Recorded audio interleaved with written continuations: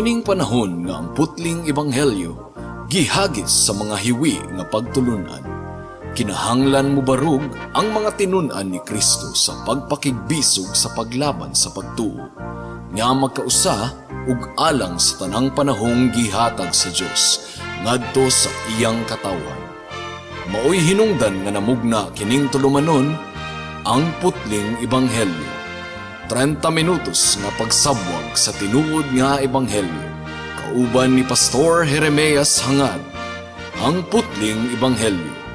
Tulumanon nga gihatod kaninyo sa Herald of Grace Radio Ministries Philippines. Ang putling ebanghelyo.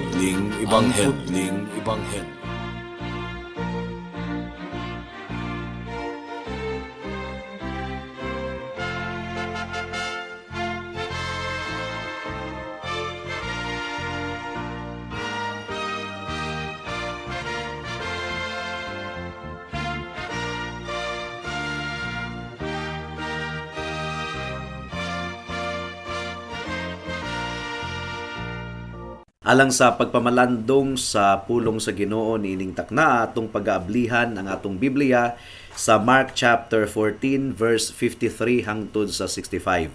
Apan sa dili pa akong gipaabot once again ang akong pagpanimbaya sa akong 94 years old nga lolo nga si Isabelo Laure Sr. Mark chapter 14 verse 53 hangtod sa 65. Ang giingon dinhi: Unya gidala nila si Jesus ngadto sa balay sa pangulong pari. Didto nagtigom ang mga pari, ang mga pangulo sa mga Hudiyo ug ang mga magtutudlo sa balaod. Misunod si Pedro nga nagpaantaw ug miadto siya sa hawanan sa balay sa pangulong pari. Milingkod siya didto uban sa mga gwardya ug nagpaduol siya sa kalayo aron mainitan. Ang mga pari ug ang tanang sakop sa labawng hukmanan nangita og kamatuoran batok kang Jesus aron ilang mapatay siya apan wala sila'y nakit-an. Daghang mga saksi ang misultig bakak batok kaniya apan wala magkatakdo ang ilang mga pahayag. Unya may mga tawo nga mitindog ug misultig bakak batok kang Jesus. Sila miingon, nadunggan namo siya nga nag-ingon, gubon ko kining templuha nga binuhat sa tawo ug sulod sa tulo ka adlaw patindugon ko ang lain nga templo nga dili binuhat sa tawo apan wala gihapon magkatakdo ang ilang gipanulti. Unya mitindog ang pangulong pari atubangan sa tanan ug nangutana kang Hesus, wala ka bay ikatubag sa sumbong nga ilang gipasaka batok kanimo? Apan naghilom lamang si Jesus. Nangutana pag-usab ang pangulong pari kaniya, ikaw ba ang Mesiyas, ang anak sa dalaygon nga Dios? Si Jesus mitubag, ako. Ug makita unya ninyo ang anak sa tawo nga maglingkod sa tuo sa makagagahom nga Dios ug moabot uban sa mga panganod sa langit. Ug gigisi sa pangulong pari ang iyang kaugalingong biste ug miingon, wala na kita magkinahanglan og dugang pang mga saksi batok kaniya. Nadungog ninyo ang iyang pagpasipala sa Dios. Unsa may inyong hukom? Ug mihukom silang tanan nga sad-an siya ug angay gayong patyon. Unya gilud-an sa pipila kanila si Jesus ug gitaptapan nila ang mata ug gisumbag siya. Miingon sila, tag-ana kung kinsay nagsumbag kanimo, ug gikuha siya sa mga gwardya ug gitabangag tamparos. May the Lord bless the proclamation of His word at this moment. Now, niining takna mga kaigsunan, atong sudungon ang paghiring sa kaso sa atong Ginoong Hesukristo atubangan ni Caifás ug atubangan sa mga eskriba ug sa mga pangulo didto sa Jerusalem. Usa kadto ka meeting sa Sanhedrin. Kining Sanhedrin mao kini ang equivalent sa Korte Suprema sa Jerusalem, mga kaigsunan. Ug kadto nga hearing peke gayod kadto, mini kadto nga hearing sukad pa sa sinugdanan. Pagdakop pa lang nila sa atong Ginoong Hesukristo sa verse 53, ilang gidala ang atong Ginoo sa pangulong pari nga mao si Caifás. Now kini si Caifás mga kaigsuunan, mangililad kini, manipulator kini.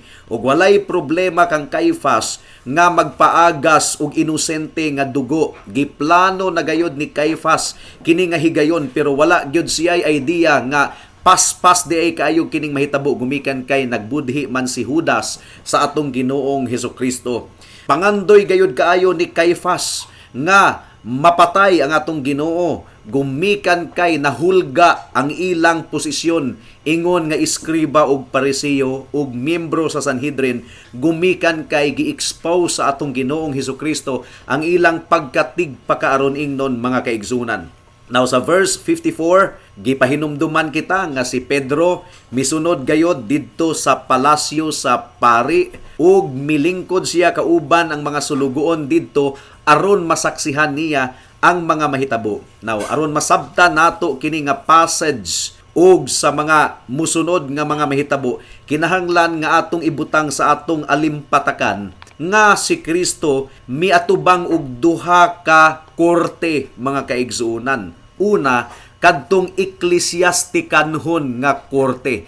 Mao kadto ang hearing mga kaigsuonan sa relihiyoso nga side, ecclesiastical trial. Ang ikaduhang nga hearing sa kaso sa atong Ginoong Hesukristo kining gitawag og civil trial or trial nga sibil. Ug kadtong matag usa ka trial, parehong ecclesiastical ug civil trial, adunay tulo ka ang mga kaigsuonan. So ang tulo ka ang sa ecclesiastical trial or trial sa relihiyoso nga side, una adunay preliminary hearing before Anas, si Anas. John chapter 18 verse 12 hangtod sa 14. Ang giingon dinhi, unya gidakop si Jesus og gigapos sa mga Romanhong sundalo ug sa ilang kapitan ug sa mga gwardyang Hudyo. Gidala nila si Jesus una ngadto kang Anas, ang ugangan nga lalaki ni Caifas. Si Caifas mao ang pangulong pari ni adtong tuiga. Si Caifas mao ang nagtambag sa mga Hudyo nga mas maayo nga usara ka tawo ang mamatay alang sa tanang tawo. Sumo katoy first stage, hearing sa kaso at tubangan ni Anas. Ang ikaduhang ang mga kaigsunan mo katong hearing sa kaso at tubangan ni Caifas ug ang Sanhedrin or Korte Suprema, verse 53. Ang Sanhedrin mao kadto ang Supreme Court sa mga Hudyo. 71 members ang Sanhedrin. Aron sila magkakurom, kinahanglan ang 23 mga kaigsuunan. Ug ang ikatulo nga ang sa kaso ni Jesus, nag-involve kini sa trial sa Sanhedrin gihapon before ang kaadlawon ni adtong taknaa. Sumala sa giingon sa Mark chapter 15 verse 1. Nianang sayo sa buntag ang kadagkuan sa mga pari, nakigsabot sa mga punuan sa mga Hudyo ug sa mga magtutudlo sa balaod ug sa tanang sakop sa labawng hukmanan. Gigapos nila si Jesus, gidala og gitugyan ngadto kang Pilato. Now sa civil trial aduna usay tulo ka ang una ang hearing atubangan ni Pilato, ikaduha ang trial atubangan ni Herodes ug ikatulo gibalik si Kristo ngadto kang Pilato. Now, ang hearing at tubangan kang Anas sa ecclesiastical mga kaigsunan, naka-record kini sa basahon ni Juan lamang. Ang trial at tubangan ni Herod, naka-record kini sa basahon ni Lucas lamang mga kaigsunan. And in our passage ni ining taknaa, it is assumed that the appearance before Anas has already occurred. Na walay intensyon nga hatagan si Kristo og patas nga hearing sukad pagayod sa pagsugod niini. Gusto nilang mapamatud-an nga si Kristo sad-an gayod. Gumikan kay gusto gayod nila nga patiyon ang atong Ginoong Hesukristo. Mao nga sukad pagani sa sinugdanan ang ilang gidisenyo nga paghukom mao nga guilty si Kristo og sad-an. Ug ang trial ni Kristo illegal man kato, sumala sa balaod sa mga Hudyo. Gumikan kay sa balaod sa mga Hudyo walay trial nga pagabuhaton sa takna sa kagabhion. Pero ang trial nga ilang gibuhat kang Kristo mga alauna hangtod sa alas 3 sa kaadlawon. And in addition, walay trial nga nag-involve og capital punishment nga pagahimuon sa takna sa major nga pista sa Jerusalem. Pero kadto nga trial nahitabo ni adtong nagsingabot ang Passover feast or pangilin sa pagsaylo. Balaod usab sa mga Hudyo nga walay capital punishment nga pagabuhaton hangtod nga mo kabat ang usa ka adlaw before napamatud-an nga sad-an ang usa ka tawo. Pero si Kristo gipahamtangan dayon nila sa capital punishment, and witnesses were to be examined separately. Walay contact ang mga witnesses, dili madunggan ang saksi sa usa ka witness og saksi sa lain pang witness. Wala gani magkatakdo, mga kaigsuunan. Ang mga saksi ni adtong ilang gibribe, gisuhulan nga musaksi batok sa atong Ginoong Hesukristo. So in essence, wala gayoy trial nga nahitabo. Murder ang nahitabo hinuon. Pero maampingon gayud kaayo ang mga pangulo sa Jerusalem nga dili murder tanawon. Gusto nila nga moagi kunuhay sa ecclesiastical trial, moagi sa civil trial, pero from the start ang disenyo gayud, patyon gayud nila ang atong Ginoong Hesukristo. Mark chapter 14 verse 55 to 56. Ang mga pari ug ang tanang sakop sa labawong hukmanan nangita og kamatuoran batok kang Jesus aron ilang mapatay siya. Apan wala sila'y nakit-an. Daghang mga saksi ang misultig bakak batok kaniya, apan wala magkatakdo ang ilang mga pahayag. And finally, dunay misaksi nga si Kristo kuno gabugal-bugal sa templo. Mark chapter 14 verse 57 hangtod sa 58. Unya may mga tawo nga mitindog og misultig bakak batok kang Jesus. Sila miingon, nadunggan namo siya nga nag-ingon, gubon ko kining temploha nga binuhat sa tawo og sulod sa tulo ka adlaw, patindugon ko ang lain nga templo nga dili binuhat sa tawo. Of course, wala nila makutlo og tarong ang atong Ginoong Hesukristo. Gumikan kay ang tinuod nga gisulti ni Jesus sumala sa Juan kapitulo 2 bersikulo 19, mao kini. Si Jesus mitubag, gub-an ninyo kining maong templo ug tukuron ko kini pag-usab sulod sa tulo ka adlaw. So ilang gipun-an ang aktual nga gisulti sa atong Ginoong Hesukristo. Bakak gayod kadto. Ug ang pangulong pari nagpakaaron ingnon nga nasuko kunuhay siya sa witness, pero drama lang kadto, mga kaigsuunan. Gipangutanan niya si Kristo kung tinuod ba kini. Of course, wala mitubag si Kristo. Nagpakahilom lamang si Jesus ug wala mitubag. And then sa verse 61, nangutana ang pangulong pari finally, once and for all, ikaw ba ang Mesiyas nga anak sa dalaygong Dios? Ug syempre, dili mahimong mamakak si Kristo. Gitubag ni Kristo nga oo.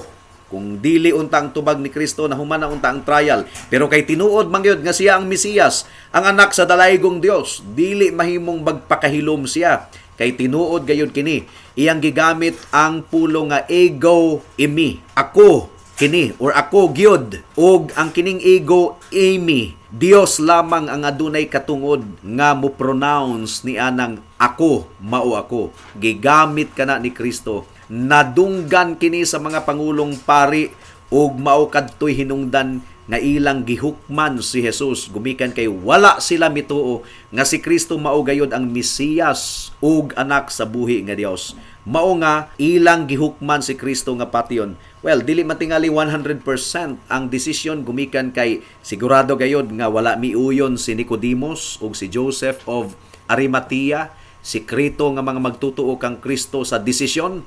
Ug posible nga aduna pay ubang miyembro sa Sanhedrin nga wala mibutar, pero majority nagkasinabot gayod sila nga ilang hukman si Kristo sa kamatayon pinaagi sa paglansang didto sa cross sa Kalbaryo. So ilang gilud-an si Kristo, ilang gisumbag si Kristo, ug ilang gibugal-bugalan si Kristo. Now, sa nahabilin nga takna sa atong pagpamalandong, mga kaigsuunan, gusto natong tan-awon ang statement ni Kristo sa verse 64. Gumikan kay adunay pronouncement si Kristo nga gibungat niya mahitungod sa iyang kaugalingon, and each word of Jesus Christ carefully chosen aron magtudlo kanato og pipila ka kamatuoran. Una, giangko ni Kristo ang iyang pagka-Dios. Dios gayud si Kristo. Ikaduha, gideklarar ni Kristo ang iyang gahom. Ikatulo, giangko ni Kristo nga katumanan siya sa tagna sa daang tugon.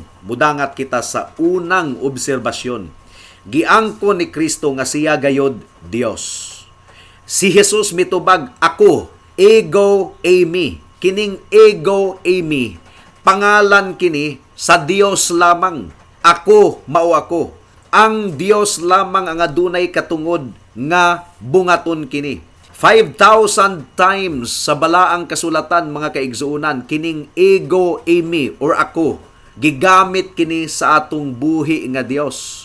Ingon nga usa sa iyang pangalan, I am that I am. Ako mao ako. God is the existing one. So, ang Dios walay past, walay present, ug walay future. Ang Dios, siya nagayod sukad pa sa sinugdan hangtod sa kahangturan. Siya mao siya. Ako mao ako. Gigamit kana ni Kristo. Niadtong gitubag niya ang Pangulong Pari sa pangutana nga siya ba ang Mesiyas, ang anak sa dalaygong Dios. Ang gigamit ni Kristo, ego, eimi. Ako mao ako. Si Jesus mitubag, sultihan ko kamo. Wala pagani matawo si Abraham. Ako mauna. John chapter 8 verse 58. So, giangkon gayod ni Kristo by saying ako mao ako nga ang Dios lamang ang adunay katungod nga mubungat niini, giangkon gayod ni Kristo nga siya Dios ug dili lang kay tawo siya. Of course, nahimo siyang tawo pero wala mawala ang iyang pagka-Dios. Dios gayod si Kristo. Si Hesus Kristo mao ang Mesiyas, the Anointed One. Siya ang gitagna sa mga propeta nga manluluwa sa Israel ug manluluwa sa tibuok kalibutan. Si Kristo mao ang anak sa Dios. Siya ang walay katapusang pulong, walay sinugdanang pulong. John chapter 1 verse 1 hangtod sa 2.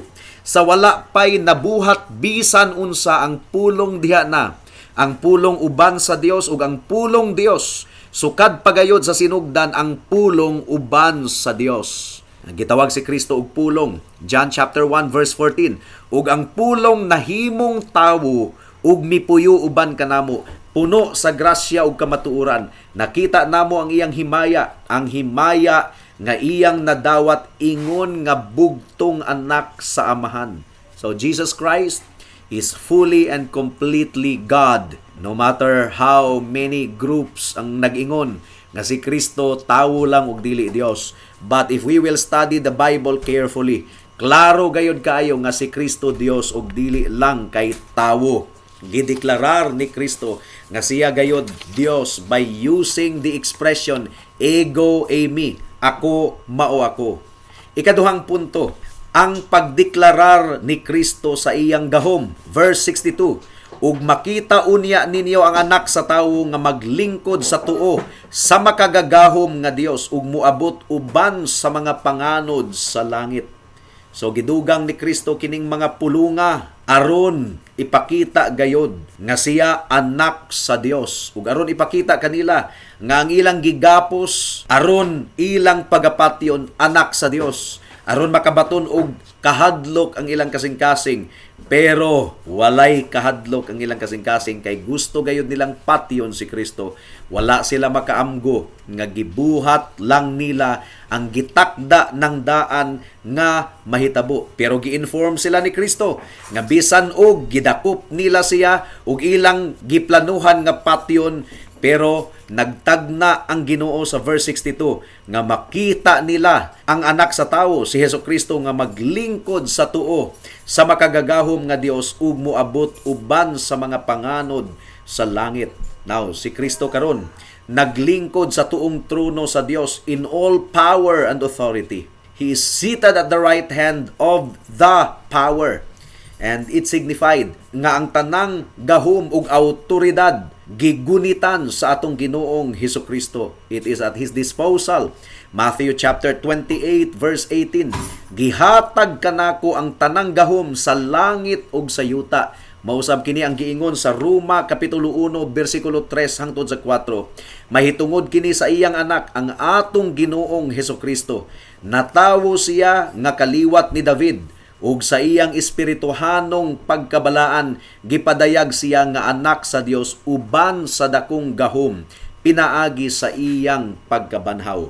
Now adunay gahom ang atong Ginoong Hesukristo nga tawgon unta ang libo-libo ka mga anghel aron panalipdan siya, pero wala niya kana buhata. Matthew 26:53. Wala ka ba masayod nga makahimo ako pagpakitabang sa akong amahan ug ipadala dayon niya kanako ang kapin sa napulog duha ka panon sa mga anghel? Adunay gahom ang atong Ginoong Hesukristo nga tumanon gayod ang iyang gipamulong. Matthew chapter 24 verse 35. Matapos ang langit ug ang yuta, apan ang akong mga pulong magpabilin gayod kanunay. Luke chapter 4 verse 32.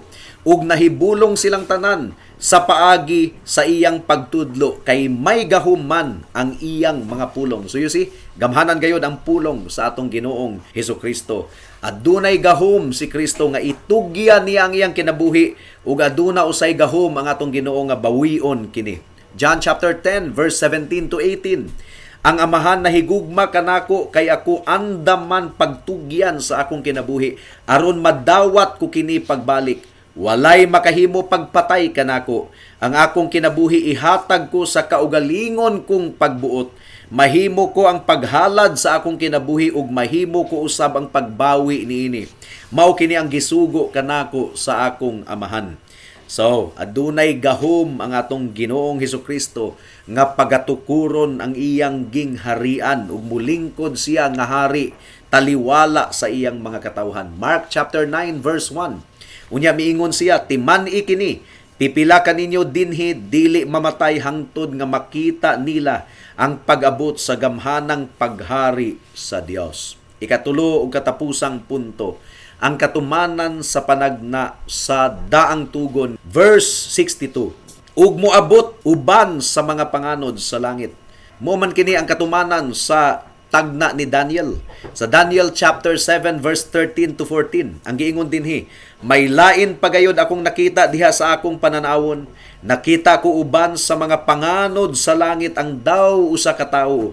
Miduol siya kaniya nga walay katapusan. Ug gipaila ngadto kaniya, ug kaniya gihatag ang gahom, ug ang himaya ug ang gingharian aron mag-alagad kaniya ang tanang katawhan.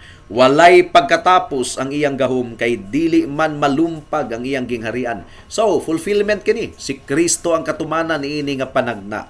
And the Jewish nation would see God's judgment in just a few years. AD 70 nabungkag ang Jerusalem. This of course was not the ultimate judgment. Umaabot pa ang paghukom, ato pa kining gipaabot kitang tanan. Matthew chapter 23 verse 38.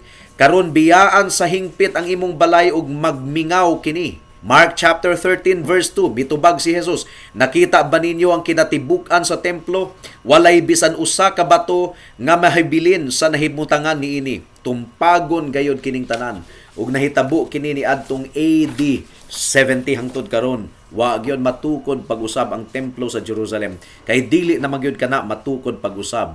Pero ang katumanan sa ultimate judgment sa pagbalik sa atong Ginoong Hesukristo, the whole world masaksihan sa tibuok kalibutan ang pagbalik sa atong Ginoong Hesukristo diha sa kapanganuran. Revelations chapter 1 verse 7. Tan-awa unya, muanhi siya uban sa mga panganod, ug makita gayod siya sa tanan lakip sa naglansang kaniya, lakip usab sa mga nagbugal-bugal kaniya, hangtod karon nga nagdumili kaniya. Magminatay ang tanang katawhan sa yuta tungod kaniya, tinuod gayod kini. Amen. Kini nga mga pulong gilitok sa atong Ginoo isip paghupay sa iyang mga katawhan. 1 Thessalonians chapter 4 verse 16 hangtod sa chapter 5 verse 1. Unya mabati ang singgit sa pagmando ug ang tingog sa arkanghel. Ingon man ang lanog sa trumpeta sa Dios ug mukunsad ang Ginoo gikan sa langit. Maoy unang mabanhaw kadtong nangamatay nga nagtuo kang Kristo. Unya kita nga buhi pa ni adtong adlaw, bayawon uban kanila didto sa mga panganod aron pagsugat sa Ginoo. Ug kita unya uban na kanunay sa Ginoo. Busa pagdinasigay kamo tungod niining paglauma. Mga igsuon, dili na kinahanglan nga sulatan pa kamo kung kanus-a mahitabo kining mga butanga. But the same words nga gitag na aron hupayon ang mga tawo sa Dios, mausab kini ang hulga sa mga katawhan nga dili magtotoo. Mao kini ang makapalisang ug makapahadlok kanila. Now, ang problema sa kasagara nga mga tawo, wa gyud intawon mulapas ang ilang pagtan-aw kang Kristo sa pag-antos niya didto sa cross. Ang uban man gani, ang ilang pagtan-aw kang Kristo, bata pagihapong gamay, nga gikudkod-kudkod sa iyang nanay. Dili ka na ang Hesukristo sa Biblia. Tinuod si Kristo miagi og pagkabata pero siya nahimong hamtong sa 33 anyos, gipatay siya dito sa krus sa Kalbaryo. Nabuhi siya pag-usab, nabanhaw, ug milingkod siya sa tuong trono sa Dios. Karon ug naghari ug mubalik siya pag-usab. Pero adunay mga tawo nga ang ilang pagtan-aw kang Kristo, wa pagayod makanaog didto sa krus. Gabitay pa hangtod karon. Pero si Kristo, ang tinuod nga Kristo sa Biblia, naglingkod na sa iyang trono. Adunay gahom. Nagdumala si Kristo sa tanang mga butang ug sa gitakda nga panahon mobalik siya pag-usab aron paghukom sa mga buhi ug mga patay. Ang atong katungdanan, mga kaigsuunan, mao ang paghigugma kaniya ug pagpasakop sa atong kaugalingon kaniya. Psalm chapter 2 verse 12. Ug yukbuin ninyo ang anak aron dili siya mapungot kaninyo ug pamatyon kamo kay ang kasuko niya dali rang musilaob. Bulahan ang mudangop kaniya aron iyang panalipdan. Ang atong duty karon mga kaigsuonon mao ang pagyukbo kaniya ug pagpangalagad kaniya ingon nga atong hari. Ang gisinggit sa mga Hudiyo sa John chapter 19 verse 15 to 16, dili sila buot nga magpasakop ni Kristo ingon nga hari. Ang giingon dinhi, apan sila naninggit sa pagtubag, patya siya, ilansang sa krus. Si Pilato nangutana kanila, gusto ba ninyong ipalansang ko sa krus ang inyong hari? Ang kadagkuan sa mga pari mitubag, wala kami hari gawas sa emperador. Tungod niini, gitugyan ni Pilato si Jesus ngadto kanila aron ilansang sa krus. So, hangtod karon daghan kayong mga tawo, di man nila mabungat sa ilang baba pero sa ilang kasing-kasing mao kini, palayo Jesus kanako. Wala ako'y hari gawas sa akong kaugalingon. Wala ako'y Dios gawas sa akong mga kabtangan. Mo kini ilang gipaka Dios. Hinaot nga hatagan kita sa Ginoo og kaalam aron makita nato si Kristo karon sumala sa iyang pagkasiya. Siya ang Dios, siya ang hari, siya ang Dios ug manluluwas. Ug muhukom siya sa katapusang adlaw, pero manluluwas siya karon. Aron ikaw makaikiya sa paghukom sa atong Ginoo, kinahanglan nga maghinulsol ka sa imong sala. Mudangop ka kang Kristo, musalig ka lamang sa dugo ug pagkamatarong ni Kristo, aron ikaw mapasaylo sa tanan nimong sala, ipakamatarong atubangan sa Dios, aron ikaw maluwas. Buhata kini karon higala kay basin ug ugma, ulahin ang tanan. Magampo kita.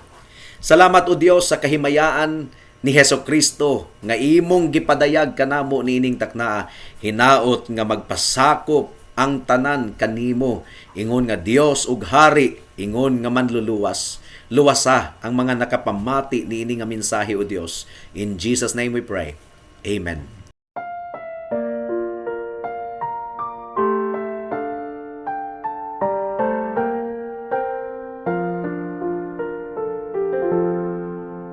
In the bulb there is a flower, in the seed an apple tree, in cocoons a hidden promise, butterflies will soon be free.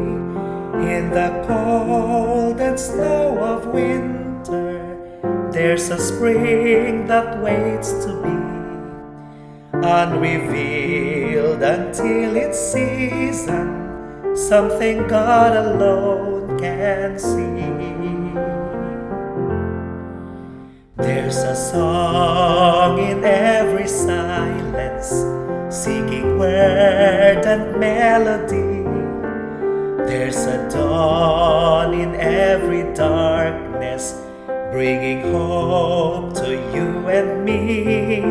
From the past will come the future, what it holds a mystery, unrevealed until its season, something God alone can see. In our end is our beginning, in our time infinity. In our doubt there is believing, in our life eternity. In our death our resurrection, at the last of victory. unrevealed until its season, something God alone can see.